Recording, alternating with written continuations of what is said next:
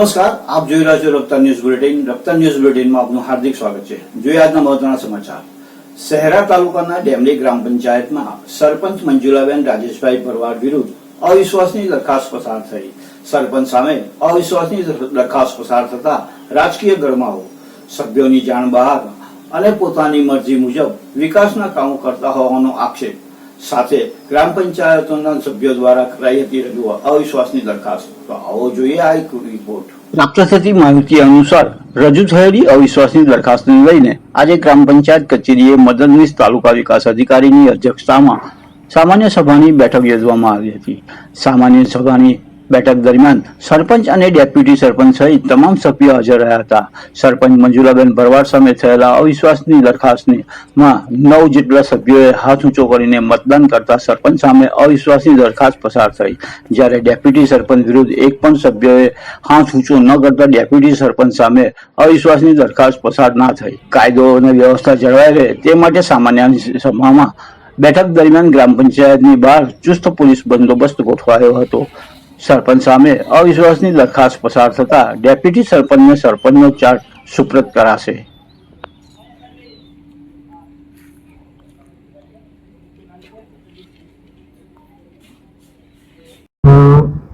ડેમલી ગામના અવિશ્વાસની દરખાસ્ત એક અઠવાડિયા પહેલા આવેલી હતી, જેની આજરોજ એની સામાન્ય સભા રાખવામાં આવેલી હતી ડેમલી ગામની ખાસ વતનને, જેની અંદર તમામ સભ્યો 10 સભ્યો અને સરપંચ સાથે તમામ ઉપસ્થિત રહેલા હતા.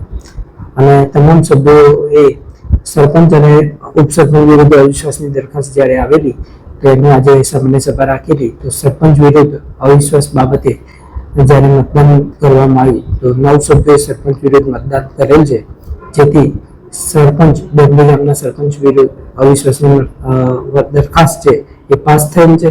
જ્યારે ઉપસરપંચ વિરુદ્ધ જે દરખાસ્ત હતી એની અંદર એક પણ મતદાન થયેલ નથી, એટલે ઉપસરપંચ વિરુદ્ધ અવિશ્વાસની દરખાસ્ત પાસ થયેલ નથી.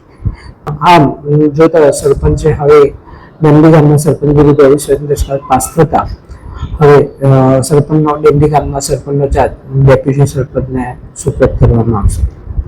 અવિશ્વાસની દરખાસ્તની અંદર સભ્યોને જે કારણો દર્શાવ્યા છે એની અંદર એક તો સરપંચનું મનસ્વી વર્તન અને સભ્યોને પૂછ્યા વગર ગામના કામો વિકાસના કામો કરવા.